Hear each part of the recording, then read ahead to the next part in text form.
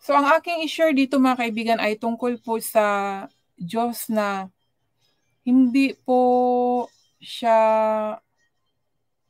unknown, kundi known po siya, kilala po siya dapat natin mga kaibigan. Dapat kilala natin ang ating Diyos. Hindi yung nagsasamba lang tayo na hindi natin kilala mga kaibigan. Dahil sinabi po dito sa Joda, in Joda is God known. His name is great in Israel. Mga kaibigan, yung mga nakakilala sa Panginoon, kagaya nila Abraham, Jacob, Isaac, 'di ba? Kilala siya.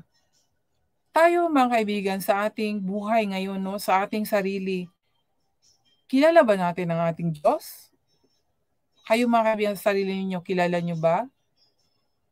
Yun po ang tanong ko mga kaibigan. Si Tintay Size. Ay, oo nga pala. Si Tintay Size. Ang hirap talaga. Hindi ko maano sa Tagalog. Bisaya, Sir Mark, alam ko. Yun mga kaibigan, ang tanong ko kung kilala po ba ninyo ang Diyos? Dapat kilala natin mga kaibigan. Alam natin kung paano tayo kinausap ng Diyos. Ako mga kaibigan, masabi ko na kilala ko ang Diyos. Gumagamit siya ng tao, minsan sa salita, binabasa ko, nafe-feel ko talaga si Lord na kinausap niya ako. At sa mga iba-ibang bagay mga kaibigan. Kasi this generation, the Holy Spirit is working, no? Ang Holy Spirit ng Diyos ay gumagalaw. Hindi natin nakikita ang mukha ng Diyos. Ngunit kung kilala natin ang Diyos, alam natin kung sino yung sinasamba natin. Nung dati mga kaibigan, nung sa Catholic pa ako, nung dating hinahawakan ko pa yung mga graven images, doon ako sa harap na nagdadasal, tapos iba-ibang pangalan ang tinatawag ko. Ngunit hindi ko sigurado kung yun ang Diyos ko At saka ang tagal talaga yung pag nagdasal ako, ang tagal ng sagot at saka yung mga healing, mga hinihiling ko ba. Minsan sabi ko, bakit ilang years na, 10 years pa, hindi pa dumating yung yung pagdasal ko. Tapos minsan may inggit ako mga kaibigan, minsan masabi ng mga kaibigan ko, alam mo na nagdasal ako kay Jesus Christ, nananata kay Christ. So sinagot yung yung dasal ko. Tapos tanong ko naman sa sarili ko, bakit ako yung dasal ko kay Virgin Mary? Nag-rosary every day, nagnobena ako every Wednesday. Tapos lumuluhod pa mula sa pintuan hanggang para lang talaga maano yung mga panata-panata ba kasi turo kasi ng simbahan na may mga panata, di ba? So yung mama ko ay very religious woman na talagang devoted sa Catholic. Pinamana niya sa akin kung ano yung natutunan niya, sinusunod ko. Nung syempre medyo, siguro naalala ko 23, doon ako nag-start ng ang pagluhod-luhod ko na ako lang mag-isa. Di ba, sa probinsya pa kami, syempre pag pumasok ng simbahan, isang makasalanan, magtaka ang mga kapitbahay, di ba?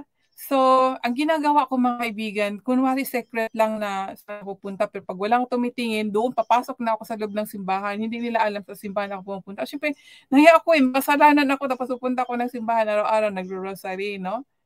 Tapos, minsan tinatawag, saan ka? Dyan lang. Pero sa simbahan ako pumunta kasi pumapasok kasi kapilya maliit. Yun nag-start yung pag-aano ko kay Lord. Pero alam ko, maliit pa lang ako ay meron na talaga akong love sa Diyos, kay Virgin Mary. Kasi una-una ko talagang na-feel yung presence ng God. Kasi God ang tao, ang pagpaniwala ko noon nung yung kay Virgin Mary, yung merong nag-procession Virgin of Fatima. Maliit pa ako, mga siguro 6 or 7 years old. Grade 1 ako noon. Naamoy ko yung ang bango ng perfume siguro yon. Dumaan siya, nag-procession ba, mga tao doon. Siyempre na-position, ang mga tao talagang dagsaan sa probinsya Sobrang baryo yung lugar namin sa Sultan Kudarat ng Pilipinas, no? Pinakadulo ng Mindanao. So, nung Ako rin, gusto ko rin, pero hindi ko maano kasi bata pa ako eh. Pero naamoy ko na lang, ang layo-layo, pero dumaan, yan pa, ano, hindi ko makita. Pero yung may amoy na naamoy ako, ang sobrang bango. Yun, na hindi ko makalimutan yun, mga kaibigan. So, ang ginagawa ko kasi ang mama ko mahilig talaga yun mag-grocery. Inaano kami, family kami kasi 'di ba? Pray together, stays together, prays together. Yung family na ano yun eh, yung parang kasabihan, no? Na family together, stays together, pray together. Yun ang ginagawa namin every 6 o'clock po ng hapon, gabi. Ako naman, ginagawa ko ay nag-prepare na ako niya ng ano sa altar, mga kandila. Tapos minsan tatanim ako ng flower pa lang talaga ialay sa altar namin. Yun yung mga ano ko hanggang sa nawala yun kasi teenager, nag-ibang ugali pag nag-teenager ka, no? So nandoon na yung mga barkada. Pero hindi naman ano yung parang pakawala. Yung hilig ko lang talaga nung nag-teenager ako is mahilig ako sa baile, sayawan. So nagdayo-dayo, dayo-dayo. Yun yung ano ko nung teenager hanggang sa ayun mga kaibigan, nag napunta sa ibang bansa at nung pumunta sa ibang bansa, kung saan pa pumunta ng bansa, doon pa na disgrasya, naging single mother ako. And yun na yung start na hinahanap ko ang Panginoon sa buhay ko dahil nga hindi ako tinuluyan nung ama ng first anak ko. So doon ako naghahanap ako ng Panginoon na maging gabay ko sa aking sarili, no? Siyempre, ayaw kong maging pabigat sa parents ko kasi nga ako nga ang tumulong eh. Kaya nga ako nag-abroad kasi gusto kong tumulong sa kanila. Tapos nag-abroad ako, doon ako na-disgrasya. So, yun. Nung bumalik, ayaw ko talagang sa parents ko, pabigat. So, ang daming mga dumaan hanggang sa ito ngayon, no? Binigyan ako ni Lord ng asawa na parang maging magandang buhay ko at yun, talagang pag may purpose sa'yo ang Diyos, dadaan ka talaga sa dilim na daan. Maraming mga daan, mga kaibigan, mga pagsubok. Pero kahit na ganun, tumatawag ako kasi akala ko, Diyos yung tinatawag ko, yung mag-rosary, mag-nobena. Akala ko yun. Pero bakit ganun? Wala akong takot sa Diyos. Kasi kung may takot ako, hindi ako gagawa ng mga hindi maganda, no? Mag-inom-inom, mga ano-anong mga bagay na hindi kalugod-lugod sa mata ng Diyos na ngayon na nakilala ko siya ay yun, nawala yung mga bad vices, no? Pati pagsugal nga na napasukan ko yung magsugal. At yun mga kaibigan na ngayon masabi ko na kilala ko ang Diyos dahil kung hindi ko siya kilala, hindi niya masagot ang aking, di ba, iniisip ko pa lang, hindi ko makikita, hindi ko malalaman yung naramdaman ko, na nalulungkot ako, hindi niya ako bibigyan ng kasayahan. Na ano ko na pag nalungkot ako, pag nalungkot ako, magagamit siya ng tao na para masasaya ako. Tsaka minsan sa mga salita niya, sa Facebook, sa kahit saan saang bagay mga kaibigan. Kagaya na lang nung isang araw ata na I feel so very lonely, na sabi ko nga hinahanap ko ang Diyos. Tapos hindi ko alam yung palang pag-share ko ng about envious pala na sa chapter 74 ba yun na ito 2 days ago. Yun pala ay maramdaman ko rin pala yung sinishare ko. Tapos hinahanap ko ang presence ng Panginoon. At yun, syempre, siguro pag hungry ka, no, sa Panginoon, hahanapin mo siya eh. So, nung hinahanap ko siya, I feel lonely, siyempre, napaiyak sa lungkot. And then, pagkatapos ng trabaho ko, meron akong nabasa sa aking Facebook at ang sinabi doon ay, ito mga kaibigan, ay tugma talaga na sa Ecclesiastes chapter 7 verse 9, sabi dito, huwag kang maghihinakit agad dahil mangmang ang nag-iipon ng hinanakit sa dibdib. Naghihinakit po talaga ako mga kaibigan at tugma doon sa aking ibinahagi na yung mga masama ay umangat, ngunit yung mga naglilingkod sa Panginoon ay yun nga, may trials, nagdudusa, yung mga ganun. At yun ang naramdaman ko kasi nag-iisip ako tungkol sa mga nangawala sa nangawala, na inaumpisa ng nangawala, tapos bakit yung mga iba na gumagawa hindi pinapansin pag may nagsasalita sa salita ng Diyos, hindi pinapansin, yung kahit na lang yung salita na lang ng Diyos. So parang nagtatampo ako, bakit ganun? Parang sino ba ang maniniwala, 'di ba, kung palagi na lang pagsubok ang makikita ng tao. Parang nagdamdam talaga ako sa Panginoon. Bakit naman ganun, Lord? Palaging mga trials ang nakikita ng mga tao, ikaw ang sinasabi ko. Pero nararamdaman ko na, God, I have joy in my heart. Pero nagtatampo lang ako ng gano'n. Tapos ito ang nabasa ko, mga kaibigan. Hindi, actually, online friend ko lang din. Basta may mag-appear lang na tugma, mararamdaman ko, God is talking to me in this way. Kasi hindi lang naman ngayon, since talaga nung 2012, meron na talaga ako na God is talking to me in this way, no? Na huwag kang kagaya nito na naghinakit ako, nagseselos ba ako or something na hindi ko naman sa puso ko na basta napaiyak na lang ako sa nanlulumo talaga ako na yun na nga nabasa ko, huwag kang maghinakit agad dahil mangmang ang nangiipon ng hinakit.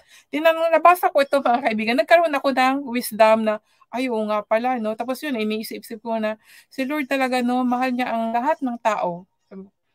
Kahit na masama ka pa or mabuti ka sa kanya, wala, pantay. Ngunit, alam ko naman na mayroon talaga siyang mga favoritism din. Kasi sabi nga niya, mas dinidinig niya ang dasal ng matuwid kaysa yung sa mga disobedient person, no? Kaya doon, yun ang pinanghahawakan ko na mas dinidinig ang dasal ng sumusunod sa kanya. Kasi nandiyan nababasa din naman. Ngunit ang pagmamahal, lahat tayo mahal ng Diyos. Ngayon, yun nga lang, napapalayo dahil sa kasalanan yung hindi pagsunod ba? Yun lang ang mga, ang problema sa tao. Ang Diyos ay talagang mahal tayong lahat. Talagang naano ko si Lord, ang mahal na mahal tayo eh. Sobrang mahal ng Diyos ang tao, mga kaibigan. Yun nga ang talaga i-share ko sa inyo na God is so loving and very, very kind. Talagang super, basta talagang ma-appreciate ko talaga, ma-glorify ko ang Diyos at talagang ma-praise ko siya na sobrang powerful niya. Imagine, iniisip ko lang yung, ako lang, wala akong pinagsabihan, pero ayan, nagbibigay siya sa akin na huwag kang damdam, ganun, di ba? So, hindi ko sinabi sa tao eh. Ito, mga kaibigan, hindi lang ito ngayon. Maraming beses ko na itong naranasan ang ganito kung paano ako kinausap ng Diyos. Kaya masabi ko na kilala ko ang Diyos. Hindi ko nakikita yung mukha niya pero kilala. Ngunit imagine natin, we are the image of God, na? Ang tao ang image ng God. Tapos dito, mga kaibigan, sinabi na His name is great in Israel. Ang naano ko dito is, it's the name of Jesus na sinasalita ni Asaph, yung leader ng choir ni King David, mga kaibigan. So, at sinabi dito sa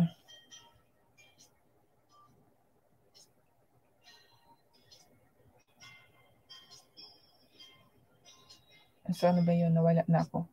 Nawala na naman ako. Eto. Dito sa verse 6, mga kaibigan. Sa Y, O Diyos ni Jacob, ang karo at gayon din ang kabayo ay nagtanda ko sa malayo. Hindi ito.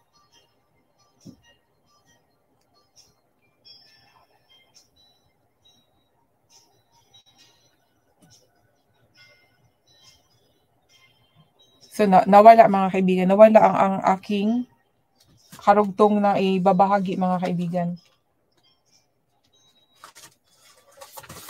Ito na lang. Ito, nandito pala. Ito sa Philippians, mga kaibigan, basahin natin.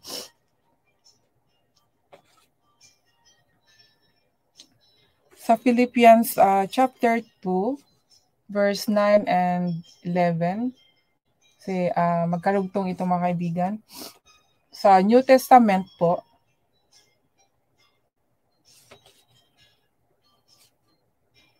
sinabi dito, kaya siya naman ay pinakadakila ng Diyos at siya ay binigyan ng pangalang lalo sa lahat ng pangalan. So ang tinutukoy dito mga kaibigan ay si Jesus Christ. Dito sa verse 1